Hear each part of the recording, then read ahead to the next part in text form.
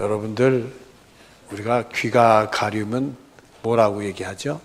누가 나에서 뭐 한다? 맞아요? 내가 귀가 가릴 때 꼭 누가 나에 대해서 뭐 하는 것 같아요? 정말 해요? 모르죠, 뭐. 그 한다는 보장이 없죠, 뭐. 한다는 보장이 없는데, 우리가 이게 너무 좀 개인주의적이고 사회적인 통념이 부정적이니까 그런 것들이 생기지 않았겠는가. 또 그래서 일반적으로 자연스럽게 귀가 가리면 누가 나에 대해서 뭐 이렇게 한다고 그러잖아요, 여러분들. 그럼 그 다들도 그럴듯하게 들어요. 성경도 그게 진리인 것 같고 그게 예수를 잘 믿는 것 같고 바르게 믿는 것 같은데 아는 게 얼마든지 있을 수가 있습니다, 여러분들. 그거를 성경에서는 뭐라고 얘기를 하느냐면 헛된 신화다, 이런 용어를 써요. 신화라는 거는 사람들이 다 그럴듯하고 듣는 거예요. 옳다 하고 듣는데 헛된 거라는 거예요. 전혀 아니라는 거예요. 그런 걸 헛된 신화라고 부르는데, 오늘 우리 순종에 대한 말씀을 여러분에게 드리는데, 여러분들이 이제 순종에 대한 것을 많이 들으셨을 거예요. 근데 이 순종에 대해서 보다 더 깊은 게 있지 않는가. 여러분이 알고 있는 것들이 아닌 더 깊고 새롭고 더 진실에 가까운 것은 있지 않는가. 오늘 그 말씀을 찾아가면서 은혜를 나누려고 하는데요. 여러분에게 또 한 가지 물어볼게요. 순종하는 게 쉬워요? 쉽지 않아요? 그냥 순종하면 될 거 아니에요, 여러분들. 그냥 순종을 쉽게 생각하고 순종하면 될 거 아니에요. 그렇게 어렵게 생각해. 근데 여러분들, 성경에 보면 순종이 쉬운 걸로 나오지를 않고 있어요. 왜냐하면 우리 인류 최초의 우리 조상 아담과 하와 있잖아요. 그 사람들의 시작이 순종으로 시작했어요? 불순종으로 시작했어요? 불순종으로 시작이 됐잖아요. 그러니까 순종이 쉬운 게 아니에요. 제가 수요일 날 공부를 하면서 그 말씀을 나누다가 문득 떠오른 게 있어요. 이 에덴 동산에는 이 과일 나무가 한 개만 있었을 거예요? 몇백 개가 있었을 거예요? 엄청 많았겠지요. 모든 과일 나무가 다 있었겠죠. 근데 그 선악을 알게 하는 나무 열매 그거 하나 따먹겠다고 그 실족해가지고 넘어져가지고 에덴 동산에 쫓겨나니까 그 에덴 동산에 있는 만나는 귀한 열매 수백 가지를 다 뭐 한 사람이 돼버렸어요? 못 먹는 게 됐잖아요. 세상에 이런 딱하고 어리석고 미련한 게 어디 있냐 이거예요. 그거 하나 따먹겠다고 하다가 넘어져가지고 그냥 수백 개가 될지 수천 개가 될지 과일 못 먹는 사람이 되고 말았잖아요. 우리들이요, 이 순종이라는 게 참 중요한 것 같아요. 하나님이 여러분에게 무슨 말씀하든지 간에 여러분 순종하는 축복이 여러분의 것이 되어지기를 바라요. 이 순종이 복이라. 오늘 본문에 보면 이 순종하는 자에게는 기적 같은 일이 일어나는 내용의 말씀이 나와요. 그러니까 여러분들도 순종해서 하나님이 기적을 경험하는 축복이 여러분의 것이 되어지기를 바랍니다. 오늘 본문 보죠. 11절을 보면은 예수께서 예루살렘으로 가실 때 사마리아와 어디 사이로 지나가시다가, 일반적으로 이스라엘 사람들은 이 예수님이 갈릴리에서 예루살렘 가는 거예요. 갈릴리에서 예루살렘으로 갈 때 이 사마리아와 갈릴리 사이길로 다녔어요. 왜냐하면 그게 우회 도로예요. 먼 길인데도 갈릴리에서 예루살렘 유대 땅에 갈 때는 사마리아 동네를 통과하면 그게 직선거리요, 지름길이요. 근데 사람들 글로 안 갔어. 글로 안 간 이유가 요한복음 4장 8절에 나오는데 이런 말씀이 납니다. 사마리아 여자가 이르되 당신은 유대인으로서 어찌하여 사마리아 여자인 나에게 물을 달라 하나이까 하니 이는 유대인이 사마리아인과 상종하지 아니함이로라. 이렇게 됐어요. 유대인들은 사마리아 사람들은 상종을 안 해요. 그 예수님이 사마리 여인한테 물 한 모금 물 좀 달라고 그러니까 당신이 유대인인데 어찌 사마리아인 나에게 물을 달라고 하느냐. 상종조차 하는데 서로 만나지도 않으려고 같이 음식도 안 먹고 친교도 안 하고 얘기도 안 하는 처지. 그러니까 유대 사람들이, 북쪽에 사는 유대 사람들이 남쪽의 유대 땅을 가려면 사마리아 동네를 거치기 싫어가지고 우회도로 먼 데를 돌아서 사마리아와 갈릴리 사이 길로 돌아가지고 온다 이게. 예수님 당시에 유대 땅은 세 수로 나눠져 있어요. 맨 위에 북쪽에 있다는 갈릴리 지방이요. 그 다음에 중간엔 사마리아 지방이요. 또 밑에는 유대 지방이에요. 이 갈릴리에 사는 유대인들이 명절이면은 제사를 지내러 예루살렘에 오는데 꼭 와요. 예수님도 늘 명절 때는 예루살렘에 거의 왔잖아요. 꼭 오는데 이 사마리아 동네를 통과하기 싫으니까 돌아서 오는 길을 거는 거예요. 예수님도 그 길을 이렇게 돌아서요. 근데 사실은 유대인들이 사마리아 사람들을 피하고 상종 안 하려고 하는 이유가 오랜 역사적인 이유가 있습니다. 원래는 이게 한 나라였었어요. 이스라엘 한 나라였는데 솔로몬 이후에 그 자식들에 의해서 나라가 둘로 갈라졌지요. 북쪽 이스라엘과 남쪽 유다. 아시죠? 둘로 갈라졌어요. 둘 다 유대인들이에요. 이스라엘 사람들이요. 둘로 갈라졌는데 북쪽 이스라엘은 아수르에 의해서 먼저 멸망을 받았어요. 멸망받을 때 이 아수르 사람들은 자기들이 정복한 나라를 치리하는 방법을 어떻게 했느냐 하면 어떤 반란, 독립운동이 일어나지 못하기 위해서 그 지역에 사는 남자들을 다 포로로 잡아가지고 외국으로 보내버렸어. 또 외국에 있는 사람들을 자기네가 점령하면 거기에 남자들 포로로 잡아가지고는 유대 땅에 살게 했어. 그러니까 요 사마리아 땅, 북쪽 이스라엘 지방에 살고 있는 그 사람들을 우리가 이제 사마리아인인데 왜 사마리아인이 됐느냐 하면 여자만 있는데 외국 남자들이 와서 결혼하고 살았으니 호녀라가 됐잖아요. 그래서 사마리아인이 된 거예요. 이방인 취급한 거예요. 구원받지 못하는 사람으로 취급한 거예요. 그리고 남쪽 유다는 바벨론에 의해서 그만 멸망하면서 포로로 잡혀갔는데 이 바벨론은 정책을 어떻게 했느냐 하면 포로로 잡아다가 자기 바벨론 땅에 인질로 삼았어. 그러다가 석방을 했어요. 70년 만에 이스라엘이 석방될 때 그때 내려온 사람들이 북쪽 갈릴리와 남쪽 유대 땅에 정착을 하게 된 거예요. 그러면서 오랜 역사 살면서 이 중간에 있는 사마리아 사람들하고는 관계를 안 한 거예요. 저 사람들은 뭐 하나님을 믿는다고 해도 하나님 믿는 사람들도 아니고 율법을 지키는 사람들도 아니고 하나님과 상관없는 사람이고 구원받지 못하는 사람들이고 저주받은 사람들이요. 저 사람들하고 관계를 하면 안 돼. 이 상종을 안 해버렸어요. 상종을. 고개를 이렇게 이렇게 돌아서 왔어요. 근데 하루는 예수님이 놀랍게도 아예 예루살렘 오셨다 갈릴리로 돌아가실 때 직접 사마리아 동네를 통과하는 길을 갔어요. 요한복음 4장 3절과 4절에 나오는데 유대를 떠나 다시 갈릴리로 가실새 사마리아를 통하여야 하겠는지라. 근데 예수님이 이 말씀의 내용들을 보면 의도적인 것 같아요. 일부러 사마리아 동네를 통과해서 가려고 그러셨어요. 근데 성경을 보면 여러 가지 이유가 있지만 대표적인 이유는 두 가지가 있어요. 왜 예수님이 늘 다니던 갈릴리와 사마리아 사이 길로 안 가고 사마리아를 중심을 통과하는 길로 유대에서 갈릴리로 가셨느냐? 그 이유가 크게 두 가지를 볼 수 있어요.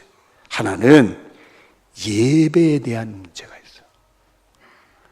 그 동네를 통과하는 과정에 예배 때문에 예배에 대한 교훈을 주시려고 그 동네를 직접 통과를 했어요.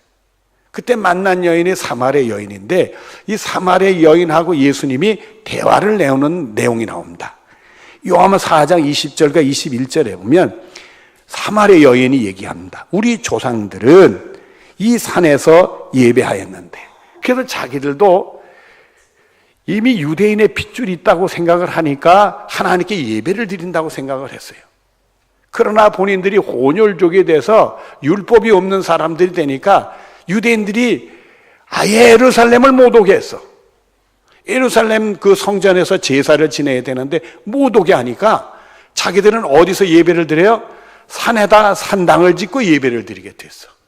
그러니까 자기 조상들은 산에서 예배를 드리는데 당신들의 말은, 유대인들의 말은 예배할 곳이 예루살렘에 있다 하더이다. 유대인들은 예루살렘의 성전에서만 예배를 드려야 된다. 그게 율법이요. 그 얘기를 하는 얘기는, 그러면 유대인들처럼 예루살렘 성전 예배 드리는 것만 참 예배면 자기들은 산에서 예배 드리는 것은 뭐가 된다? 하나만한 가짜 예배를 드리고 있다 이거예요. 근데 자기는 그래도 예배를 드린다고 하니까 그 질문을 예수님에게 했어요. 그랬더니 예수님 무슨 말씀을 하시느냐 하면 예수께서 이르시되 여자여 내 말을 믿어라. 예수님 사마리아 내 말을 믿어야 된다. 그리고 하시는 말씀이 이 산에서도 말고 예루살렘에서도 말고 너희가 아버지께 예배할 때가 이르리라. 이 산도 아니고 예루살렘도 아니라 이렇게 얘기했어요. 유대인들과 사마리아 사람들의 관계 속에 예배의 개념은 뭐냐? 장소를 중요시 여겼어. 예루살렘이냐 여기냐 산이냐. 또 그 장소 속에는 민족에 대한 혈통, 그걸 중요시 여겼어. 유대인이냐 사마리아 사람이냐. 유대인들은 구원을 받을 사람이고 율법을 지키는 사람이니까 예루살렘에 예배하면 하나님 받으시지만 사마리아 사람들은 이미 혈통을 잃어버려서 유대인으로 얘기할 수도 없고, 그리고 이 사람들은 율법대로 안 하고 산에 예배를 드리니까 저 사람들은 예배를 하나님 받으시는 것도 아니고 구원받을 수 없는 사람들이다 이렇게 생각을 하고 있었는데 예수님은 놀랍게도 이 산도 아니고 예루살렘도 아니다 그렇게 얘기를 하셨어요. 그리고 4장 23절에 이런 얘기를 하십니다. 아버지께 참되게 예배 드리는 자들은 영과 진리로 예배를 할 때가 오나니 곧 이때라. 아버지께서는 자기에게 이렇게 예배하는 자들을 찾으시느니라 이렇게 얘기를 했어. 예배할 때가 이때인데 예수님이 오신 바로 이때부터 예배를 하는데 그건 장소도 아니다 이거요. 여기도 아니고 저기도 아니고 사마리아 사람이 드렸냐 유대인이 드렸냐 그것도 아니라 이거요. 뭐라고 드려야 되냐면 영과 뭐로 드려야 된다? 진리로 예배 드려야 된다. 아주 혁명적인 얘기를 하는 거예요. 그 당시에 유대인들이나 사마리아 사람들의 머릿속에는 그대로 가지고 있는 그 진리는 뭐냐? 예루살렘이고 유대인이다. 사마리아 사람들은 드려도 그건 제대로 드리는 게 아니라 가짜다 이거예요. 근데 예수님은 그걸 싹 지우시고 예배하는 자는 영과 진리로 예배를 드려야 된다. 그 얘기는 영은 성령님을 얘기해. 예배는 성령의 역사야 예배가 제대로 된다. 여러분들이 예배를 드리기 위해서는 성령님께 도움을 요청할 수 있는 은혜가 여러분의 것이 되어지길 바랍니다. 내 몸만 왔다 가서는 예배가 아니요. 성령의 역사는 예배를 드려야 되는 거예요. 또 하나는 진리. 진리의 핵심은 누구요? 예수 그리스도지. 성령과 예수님의 이름으로 예배를 드려야 그게 참된 예배지. 이 장소도 아니고 저 장소도 아니고 저기도 아니라 이게. 지금 이스라엘 사람들은 예루살렘에서 예배를 드려야 된다고 생각해. 이스라엘 사람들의 이 종교인들, 해시딤들은 늘 가지는 생각 속엔 뭐냐면 예루살렘이 이스라엘의 도시가 돼서 예루살렘 중앙에 있는 이 황금 동이 있는, 둠이 있는 그거는 모슬렘의 모스컵이에요. 이 모슬렘들이 예배를 드리는 곳이요. 그 자리에 그 사람들은 거기에 솔로몬의 성전 자리라고 생각을 해. 저 목수쿠가 없어지고 거기다 하나님을 위한 성전을 드리고 소와 돼지와 염소와 비둘기로 예배를 드려야 된다고 생각을 해. 그래 참된 예배지. 한국 계룡시의 계룡장로에서 예배 드리는 거는 가짜예요. 유대인들의 생각은 그거예요. 근데 예수님 뭐라고 그랬어요? 여기도 아니고 저기도 아니고 영과 진리로 예배를 드려야 참된 예배래. 아무리 예루살렘에서 그들이 제사와 예배를 드린다 하더라도 영과 진리가 없으면 그건 참 예배가 아니요. 그러나 계룡장로교에서 예배를 드린다 하더라도 영과 진리로 예배를 드리면 하나님이 받으시는 예배가 된다라고 혁명적인 말씀으로 하시는 거예요.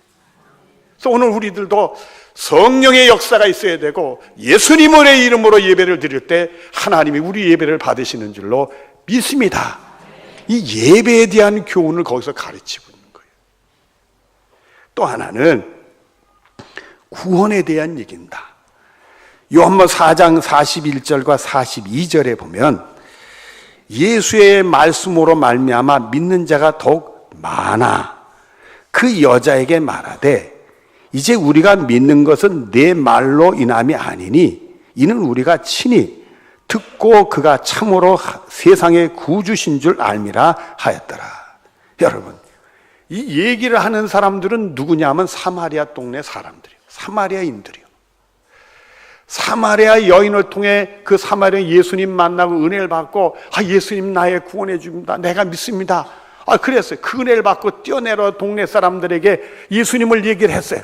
그래서 동네 사람들이 와 몰려서 예수님 찾아가서 예수님 통해 말씀 듣고 은혜를 받았어. 예수님이 자기들의 구원해 주라고 믿게 됐어. 그리고 하는 말입니다. 여인에게 하는 말이 내 말을 듣고 우리가 믿는 게 아니라 예수님 말씀을 직접 듣고 믿는 거다. 이렇게 얘기했어요.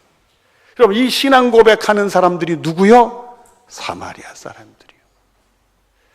유대인들은 사마리아 사람들은 이방이고 율법을 지키지 않는 사람들이니까 절대 구원받지 못한다고 그랬어요. 근데 예수님은 누구에게 복음을 전했어요? 사마리아 사람에게 복음을 전하고 사마리아 사람들이 예수 믿고 구원받는 놀라운 일이 생기게 되단 말입니다. 사도행전 4장 11절과 12절 앞에 이런 말씀이 나옵니다. 이 예수는 너희 건축자들의 버린 돌로서, 이 건축자는 유대인들이요, 율법을 지켜야 구원 얻는다고 하는 유대인들이 예수님 보니까 율법을 폐하는 것 같거든. 그 예수는 가짜인가 봐. 버렸어. 버린 돌이었어. 그러나 진모퉁의 머릿돌이 되었나니 다른 이로서는 구원을 받을 수 없나니 오직 예수를 믿는 사람만 구원받는다는 놀라운 얘기를 한 거예요. 그 사람이 유대인이든 사마리아니든 그 사람이 율법을 지켰든 안 지켰든지 간에 누구든지 예수를 믿는 사람은 구원받는다는 말씀을 하신 거예요. 그것을 로마서 3장 22절부터 24절에 이렇게 말씀합니다. 오직 예수 그리스도를 믿음으로 말미암아 모든 믿는 자에게 미치는 의인이 차별이 없느니라. 모든 사람, 그 사람이 율법을 지켰든 안 지켰든, 유대인이든 헬란이든, 유대인이든 사마리아 사람이든지, 유대인이든지 이방이든지, 이 현재 누구든지 예수를 믿는 사람이 구원 얻게 되는데 차별이 없다. 이렇게 얘기했어요. 그리고 계속되는 말씀을 보면 모든 사람이 죄를 범하였음에 하나님의 영광에 이르지 못하더니 예수 그리스도에 있는 속량으로 말미암아 하나님의 은혜로 값없이 의롭다 하심 얻은 자 되었느니라. 모든 사람이 죄인이요, 그게 사마리아 사람도 죄인이요, 유대인도 다 죄인이요, 하나님의 구원을 받을 수 없는 사람들이었어요.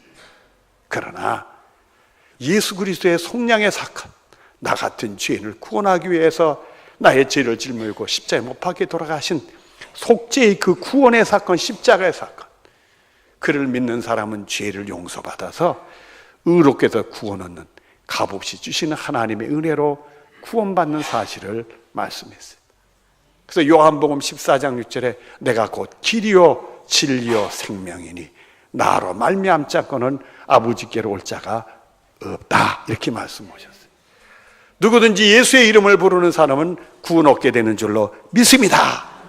이 구원에 대한 혁명적인 사실, 그 당시는 사마리아 사람들은 구원받지 못하고 유대인들, 율법만 가지고 있는 유대인들은 구원받는다 생각했는데 싹 지우시고 누구를 믿어야 구원 얻는다? 예수님을 믿어야 구원 얻는다. 오늘도 우리는 유대인들은 아니요. 그러나 예수 믿으면 구원 얻게 되는 줄로 믿습니다. 본문 12절을 보겠습니다. 한 마을에 들어가시니 사마리아 동네입니다. 나병 환자 10명이 예수를 만나 멀리 서서, 이 나병 환자 10명이 있었어요. 이 나병이라는 것은 그 당시는 이 불치병이고 전염성이 있어서 하나님께 저주를 받아서 생긴 병으로 알았어요. 그래서 그 사람들은 저주받아서 그런 병이 생기니까 구원받지 못하는 사람들로 돼 있어요. 근데 여러분들, 이 사람들은 예수님 통해 구원받아요, 못 받아요? 받지. 그 사람들은 이미 저주받아서 구원받지 못하는 사람들로 인정해서 쫓겨난 사람들이요. 레위기서 13장 45절과 46절에 보면 나병 환자는 옷을 찢고 머리를 풀며 윗입술을 가리고 외치기를 부정하다 부정하다 할 것이요 병 있는 날 동안은 늘 부정할 것이라. 그가 부정한즉 혼자 살되 진영 밖에서 살지니라. 이렇게 되어 있어요.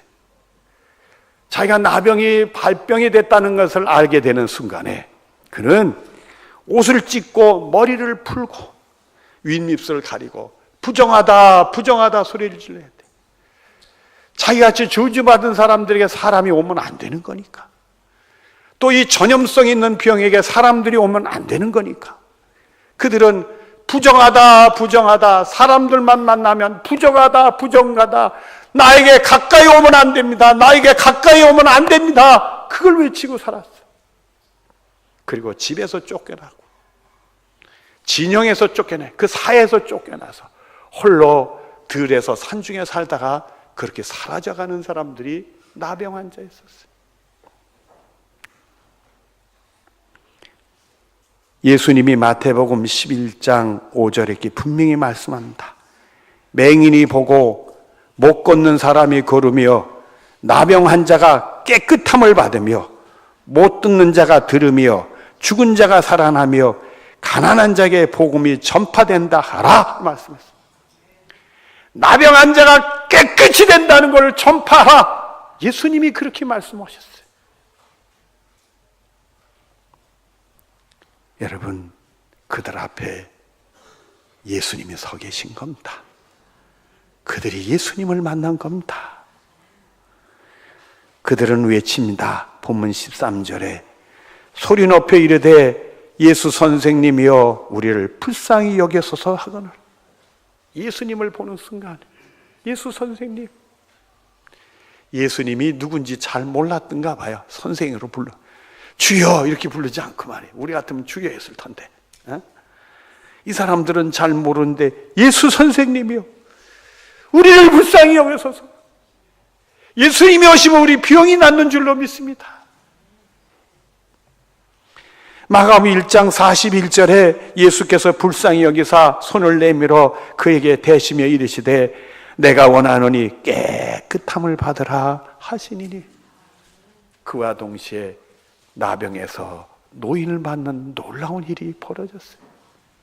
부르짖는 자에게 예수님은 불쌍히 여겨 주신다. 시편 86편 7절에 나의 환난 날에 내가 주께 부르짖으리니 주께서 내게 응답하시리이다. 시편 107편 6절과 7절에 이에 그들이 근심 중에 여호와께 부르짖음에 그들의 고통에서 건지시고 또 바른 길로 인도하사 거할 성에 이르게 하셨도다. 여러분, 삶의 고통이 있다면, 해결할 문제가 있다면 예수님께 나아 부르짖을 수 있는 여러분들이 되어지기를 바랍니다. 이제 본문 14절 앞을 보겠습니다. 보시고 이르시되 가서 제사장들에게 너희 몸을 보이라 하셨더니, 예수님이 이렇게 얘기했어요. 야, 가라. 제사장들에게 너희 몸을 보여라. 레위기 14장에 보면은 이 나병 환자가 병이 났다. 그러면 제사장을 찾아갑니다. 제가 병이 났어요. 그러면 제사장이 시험을 합니다. 일주일을 두고 시험을 해. 그래서 나병이 났구나. 그러면 됐다. 그래서는 이제는 복구합니다. 가정을 찾아갈 수 있어. 부모, 형제, 자녀를 만날 수 있는 사람이 돼. 가서 제사장에게 너희 몸을 보여라. 너희들이 났으니까 제사장에게 몸을 보여라. 만약 안 나고 가서 보여주면 난리 나는 거지. 제사장이 가만히 있겠습니까? 이것들이 어디 와서 이런 횡포를 부냐고. 맞아 죽을 일이지. 돌에 맞아 죽습니다. 가서 네 몸을 보이라. 근데요, 그 다음 보면은 14절 뒤를 봐서 그들이 뭐 하다가 깨끗함을 받은지라. 그러면 가기 전에는 낫다는 얘기, 안 낫다는 얘기요. 안 낫는데 갔어. 안 낫는데 가다가 만약에 안 낫으면 제사장한테 보여야 헛고생일 뿐만 아니라 오히려 자기들이 큰 욕을 당할 수 있는 위험에 빠지는데 가다가 깨끗함을 받았다. 여러분, 여기서 우리는 순종을 얘기해. 예수님이 가라 하니까 간 거예요. 가서 보이라고 하니까 보이는 거예요. 순종하다가 깨끗함을 받았더라. 여러분이 순종은요, 그래서 말이 아니라 행동으로 우리 얘기를 하는 거예요. 순종은 말만 순종하는 게 아니라 행동하는 게 순종인 거예요. 말씀 믿고 행동에 옮기는 게 그게 순종이에요. 말씀 믿고 순종해야지 하는 거는 순종이 아니에요. 말씀 믿고 순종해야지 하고 행동에 옮길 때 그게 순종이 되는 거예요. 거기서 기적이 나온 거예요. 이 10명의 나병 환자들이 다 몸이 깨끗하게 되었더라. 놀라운 일이 벌어지게 된 거예요. 순종하는 자들에게 하나님이 기적을 일으키는 거예요. 누가복음 5장 4절 뒤로 6절에도 이런 말씀이 나옵니다. 시몬에게 이르시되 깊은 데로 가서 그물을 내려 고기를 잡으라. 시몬이 대답하여 이르되 선생님, 우리들이 밤이 새도록 수고하였으되 잡은 것이 없지만은 말씀에 의지해 내가 그물을 내리리다 하고, 그렇게 하니 고기를 잡은 것이 심히 많아 그물이 찢어지는지라. 여러분, 요 말씀에 바로 전에 있었던 일을 알아야 돼. 이 시몬 베드로가 하루 종일 밤이 새도록 고기 잡았는데 고기를 못 잡았어요. 그래가지고 이제 오늘은 안 되겠구나, 끝났다 보다. 그리고는 배를 못에 대고는 그물을 내려서 그물을 씻고 있었어요. 오늘은 끝이야, 정리하고 집에 가자. 근데 예수님이 불쑥 나타나서 깊은 곳에 가서 그물을 던지라. 이 베드로 하는 말이, 우리 밤이 새도록 고기를 잡았지만 못 잡았어요. 안 되는 날이었어요. 근데 그 다음에 그러나 말씀을 의지해서 제가 그물을 내리겠습니다. 깊은 곳에 가서 그물을 내릴 때 고기가 많이 잡혀서 그물이 찢어지게 되었더라. 말씀 듣고 순종할 때 기적의 놀라운 일이 벌어진 거예요. 여러분, 아브라함이 왜 믿음의 조상이 된지 아십니까? 히브리서 11장 8절에 보면 그는 갈 바를 알지 못했지만은 순종해서 갔다, 그렇게 나와요. 갈 바를 모르면서도 순종해 갔다. 그게 아브라함의 믿음이에요. 여러분, 순종의 축복이 여러분의 축복이 되길 바라요. 하나님이 무슨 말씀을 하든지 간에 순종할 수 있는 여러분들 되어지길 바라요. 순종의 복이 여러분 것이요 순종의 영광이 여러분의 것이 되는 복을 경험하시기를 바랍니다. 기도하겠습니다. 사랑이 많으신 하나님, 감사합니다. 우리들에게 귀한 순종의 말씀을 주시는데, 아버지, 순종에 대한 얘기들을 얼마나 많이 들었습니까? 우리를 돌아다 봅니다. 순종은 행동하는 거라고 했사오매 꼭 말씀 듣는 대로 우리 행동에 옮기게 하여 주시옵소서. 예수님의 이름으로 기도드리옵나이다. 아멘.